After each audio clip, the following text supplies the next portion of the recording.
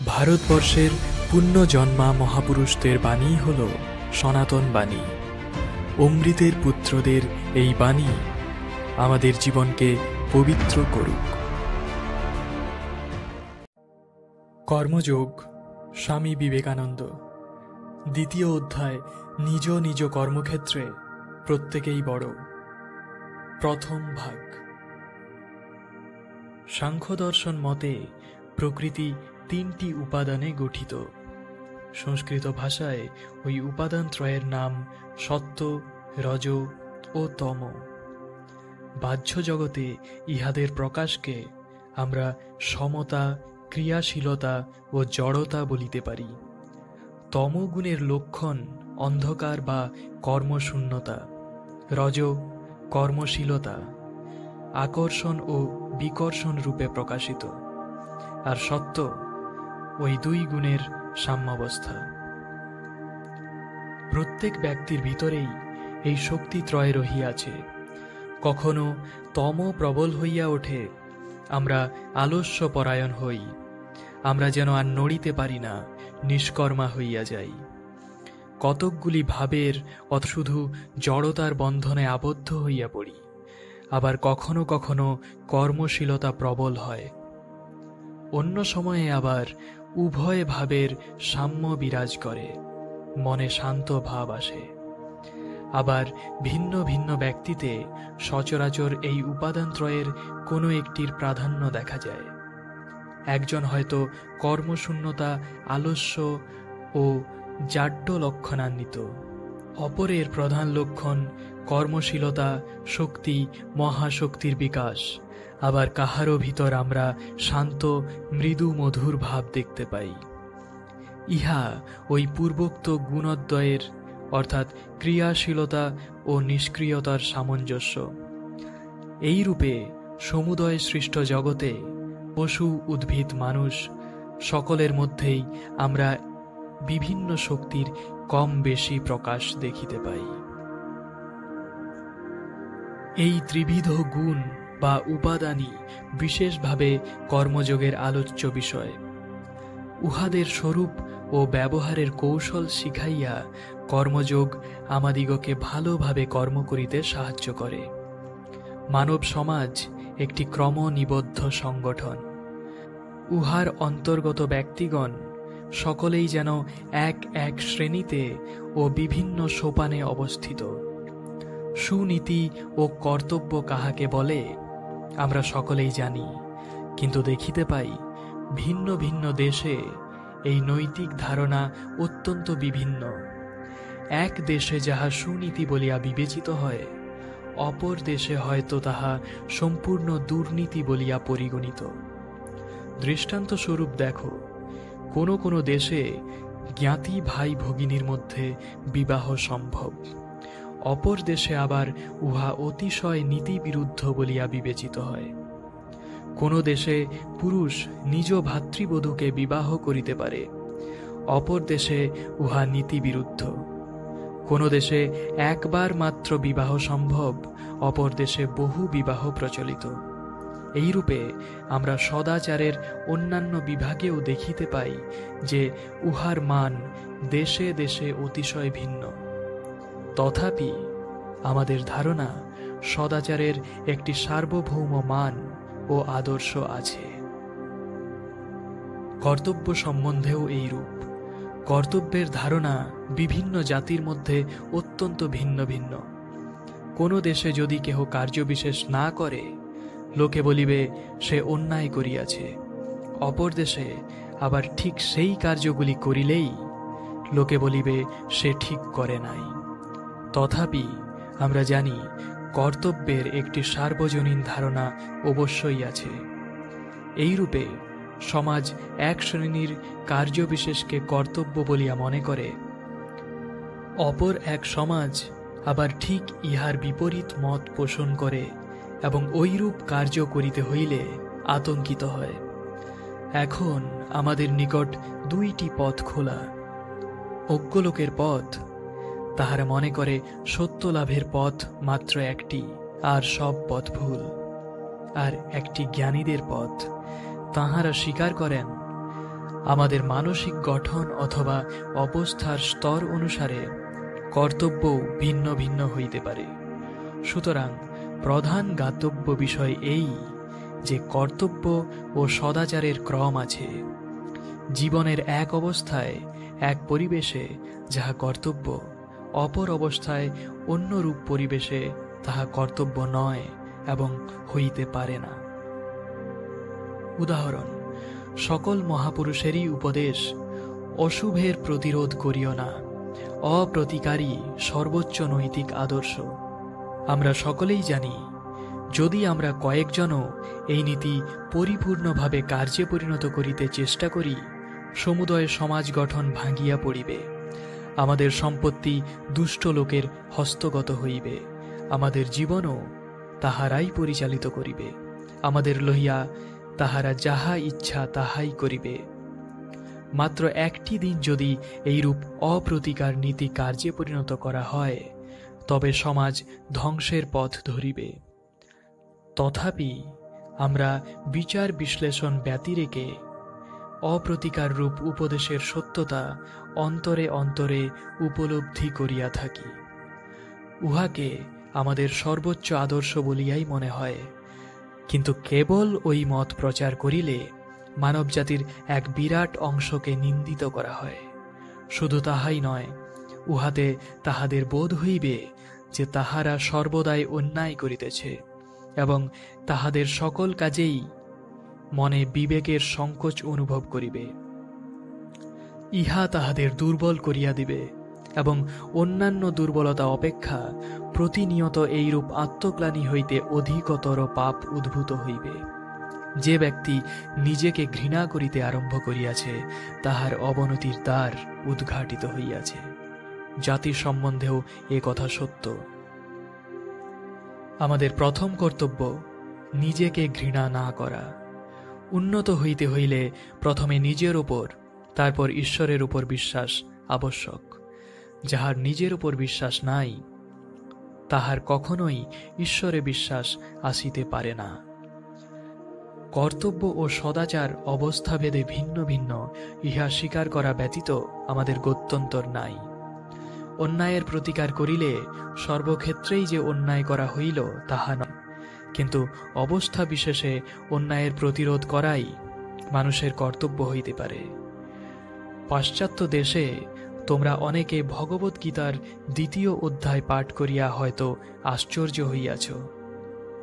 বিপক্ষগণ আত্মীয় ও বন্ধুবান্ধব বলিয়া এবং অহিংসাই পরম ধর্ম এই অজুহাতে অর্জুন যখন যুদ্ধ করিতে প্রতিরোধ করিতে অনিচ্ছা প্রকাশ করিলেন, শ্রীকৃষ্ণ তখন তাহাকে কাপুরুষ ও কপট বলিয়াছেন।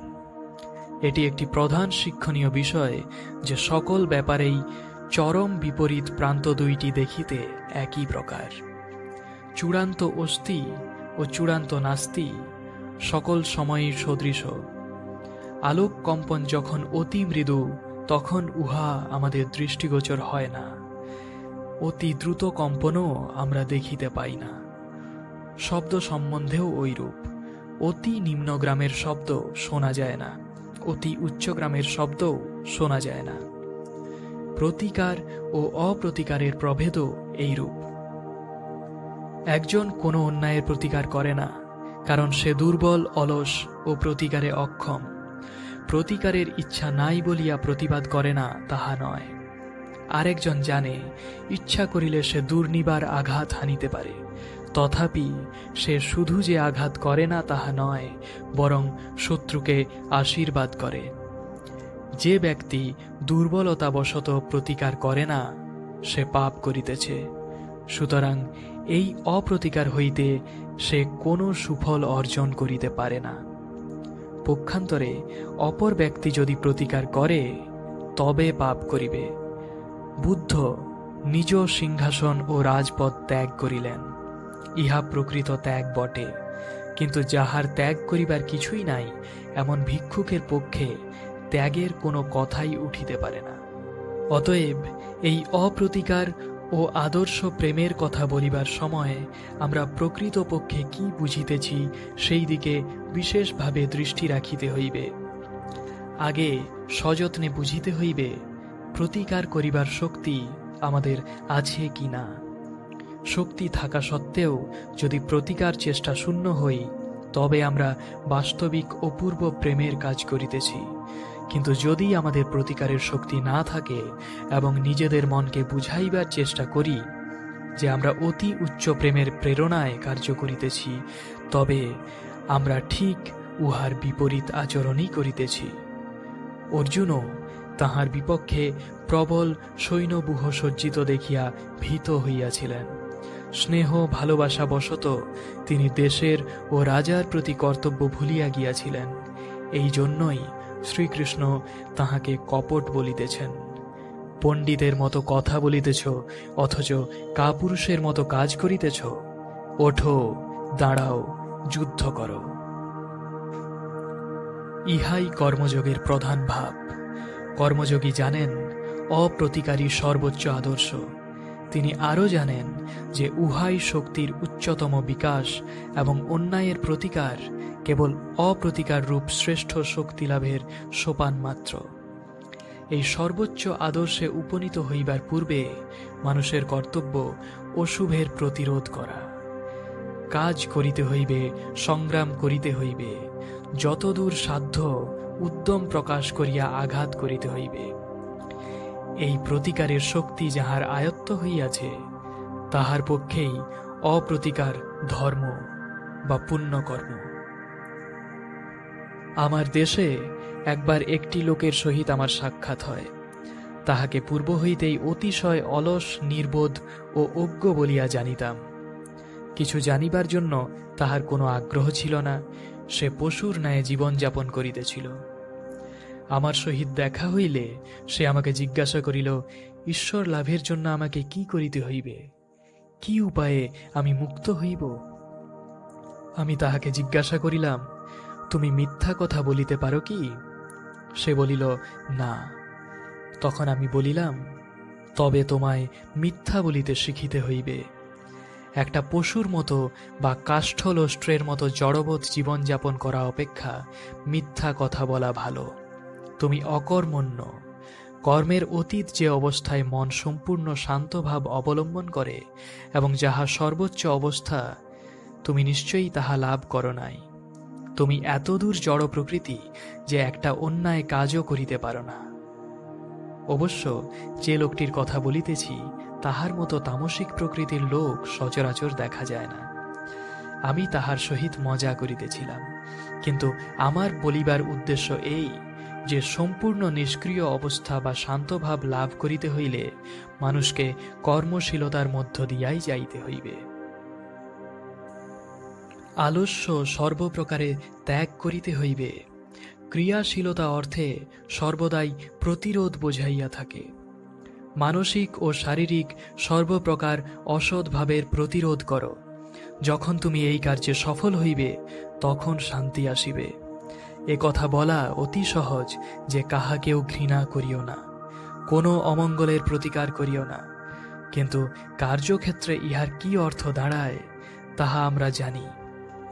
যখন সমগ্র সমাজের চক্ষু আমাদের দিকে, তখন আমরা অপ্রতিকারের ভাব দেখাইতে পারি। কিন্তু বাসনা দিবারাত্র দূষিত ক্ষতের ন্যায় আমাদের শরীর ক্ষয় করিতে থাকে। যথার্থ অপ্রতিকার হইতে প্রাণে যে শান্তি আসে, আমরা তাহা একান্ত অভাব অনুভব করি। মনে হয় প্রতিকার করাই ভালো ছিল। তোমার যদি অর্থের বাসনা থাকে এবং যদি তুমি জানো যে সমগ্র জগৎ ধনলিপ্সু পুরুষকে অসৎ লোক বলিয়া মনে করে, তবে তুমি হয়তো অর্থের অন্বেষণে প্রাণপণ চেষ্টা করিতে সাহসী হইবে না। কিন্তু তোমার মন দিবারাত্র অর্থের দিকে দৌড়াইতে থাকিবে। এরূপ ভাব কপটতা মাত্র। ইহা দ্বারা কোনো কার্যসিদ্ধি হয় না। সংসার সমুদ্রে ঝাঁপ দাও। কিছুদিন পরে যখন সংসারে সুখ দুঃখ যাহা কিছু আছে ভোগ করিয়া শেষ করিবে, তখনই বৈরাগ্য আসিবে, তখনই শান্তি আসিবে। অতএব প্রভুত্ব লাভের বাসনা এবং অন্য যাহা কিছু বাসনা আছে, সবই পূরণ করিয়া লও। এই সকল বাসনা পূর্ণ হইলে পর এমন এক সময় আসিবে যখন জানিতে পারিবে এগুলি অতি ক্ষুদ্র জিনিস। কিন্তু যতদিন না তোমার বাসনা পূর্ণ হইতেছে, যতদিন না তুমি এই ক্রিয়াশীলতার মধ্য দিয়া যাইতেছ, ততদিন তোমার পক্ষে এই আত্মসমর্পণের ও বৈরাগ্যের ভাব লাভ করা অসম্ভব। এই প্রশান্তি সহস্র সহস্র বৎসর ধরিয়া প্রচারিত হইয়া আসিতেছে। প্রত্যেকেই বাল্যকাল হইতে ইহা শুনিয়া আসিতেছে, তথাপি ওই অবস্থা লাভ করিয়াছে এমন লোক জগতে খুব কম দেখিতে পাই। আমি তো অর্ধেক পৃথিবী ঘুরিয়া বেড়াইয়াছি, কিন্তু আমার জীবনে যথার্থ শান্ত ও প্রতিকার চেষ্টা শূন্য 20 জন মানুষ দেখিয়াছি কিনা সন্দেহ। প্রত্যেকেরই কর্তব্য নিজ নিজ আদর্শ জীবনে পরিণত করিতে চেষ্টা করা।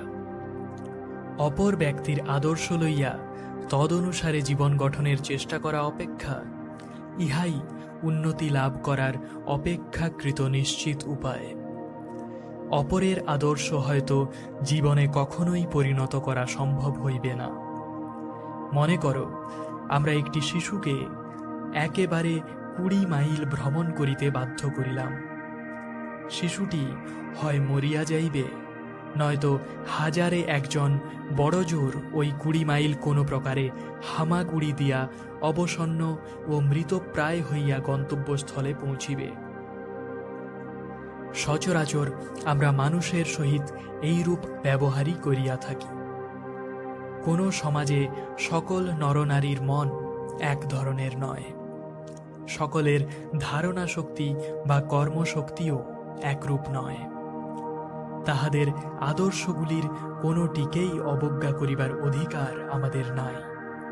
প্রত্যেকেই নিজ নিজ আদর্শে পৌঁছিবার জন্য যথাসাধ্য চেষ্টা করুক। আমাকে তোমার বা তোমাকে আমার আদর্শের দ্বারা বিচার করা ঠিক নয়।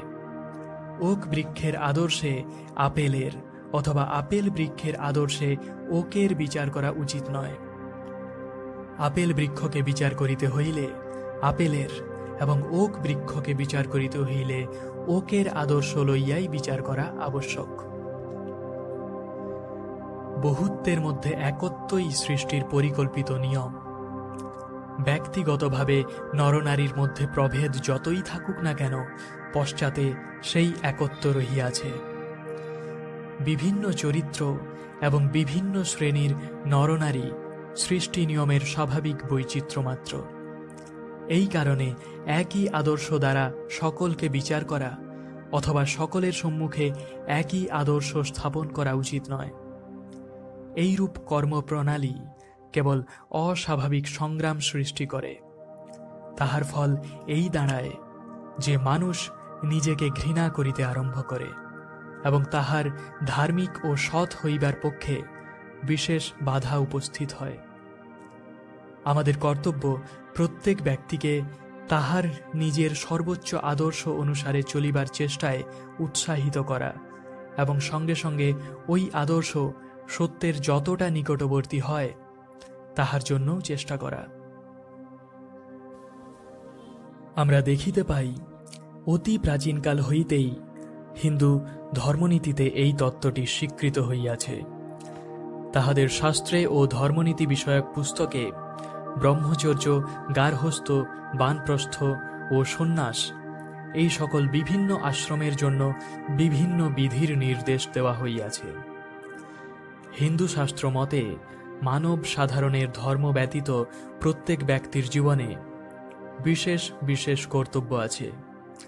হিন্দুকে প্রথমে ব্রহ্মচর্যাশ্রমে ছাত্ররূপে জীবন আরম্ভ করিতে হয়, তারপর বিবাহ করিয়া গৃহী হইতে হয়। বৃদ্ধাবস্থায় হিন্দু গৃহস্থাশ্রম হইতে অবসর গ্রহণ করিয়া বানপ্রস্থ অবলম্বন করে এবং সর্বশেষে সংসার ত্যাগ করিয়া সন্ন্যাসী হয়। বিভিন্ন আশ্রম অনুসারে জীবনের প্রত্যেক স্তরে বিভিন্ন কর্তব্য উপদিষ্ট হইয়াছে। এই আশ্রমগুলির মধ্যে কোনটি অপরটি হইতে বড় নয়। যিনি বিবাহ না করিয়া ধর্মকার্যের জন্য জীবন উৎসর্গ করিয়াছেন, তাহার জীবন যত মহৎ, বিবাহিত ব্যক্তির জীবনও তত মহৎ। সিংহাসনে আরূঢ় রাজা যেমন মহান ও গৌরবান্বিত, রাস্তার ওই ঝাড়ুদারও সেই রূপ। রাজাকে তাহার রাজ সিংহাসন হইতে উঠাইয়া ঝাড়ুদারের কাজ করিতে দাও, দেখো তিনি কতটা পারেন। আবার ঝাড়ুদারকে লইয়া সিংহাসনে বসাইয়া দাও, দেখো সেই বা রাজকার্য কি রূপে চালায়। সংসারী অপেক্ষা সংসার ত্যাগী মহত্তর, এ কথা বলা বৃথা। সংসার হইতে স্বতন্ত্র থাকিয়া স্বাধীন সহজ জীবনযাপন অপেক্ষা সংসারে থাকিয়া ঈশ্বরের উপাসনা করা অনেক কঠিন কাজ। আজকাল ভারতে পূর্বোক্ত 4টি আশ্রম কেবল গার্হস্থ্য ও সন্ন্যাস এই 2টি আশ্রমে পর্যবসিত হইয়াছে। গৃহস্থ বিবাহ করেন এবং সামাজিক কর্তব্য করিয়া যান, আর সংসার ত্যাগীর কর্তব্য তাহার সমুদয় শক্তি কেবল ধর্মের দিকে নিয়োজিত করা। তিনি কেবল ঈশ্বর উপাসনা করিবেন এবং ধর্ম শিক্ষা দিবেন। মহানির্বাণ তন্ত্র হইতে এই প্রসঙ্গে কিছু পড়িব, ওইগুলি শুনিলে তোমরা বুঝিবে গৃহস্থ হওয়া এবং গৃহস্থের কর্তব্য যথাযথভাবে প্রতিপালন করা অতি কঠিন। গৃহস্থ ব্যক্তি ঈশ্বরপরায়ণ হইবেন। ব্রহ্মজ্ঞান লাভই যেন তাহার জীবনের চরম লক্ষ্য হয়। তথাপি তাহাকে সর্বদা কর্ম করিতে হইবে, তাহার নিজের সমুদয় কর্তব্য সাধন করিতে হইবে এবং তিনি যাহাই করিবেন তাহাই তাহাকে ব্রহ্মে সমর্পণ করিতে হইবে।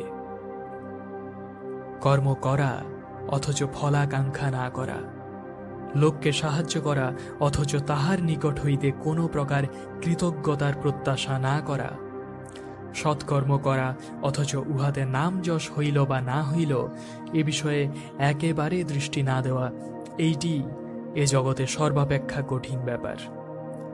জগতের লোক যখন প্রশংসা করে তখন ঘোর কাপুরুষও সাহসী হয়। সমাজের অনুমোদন ও প্রশংসা পাইলে নির্বোধ ব্যক্তিও বীরোচিত কার্য করিতে পারে, কিন্তু কাহারও স্তুতি প্রশংসা না চাহিয়া অথবা সেদিকে আদৌ দৃষ্টি না দিয়া সর্বদা সৎকার্য করাই প্রকৃতপক্ষে সর্বশ্রেষ্ঠ স্বার্থত্যাগ। গৃহস্থের প্রধান কর্তব্য জীবিকার্জন, কিন্তু তাহাকে বিশেষ লক্ষ্য রাখিতে হইবে মিথ্যা কথা বলিয়া প্রতারণা দ্বারা অথবা চুরি করিয়া যেন উহা সংগ্রহ না করেন।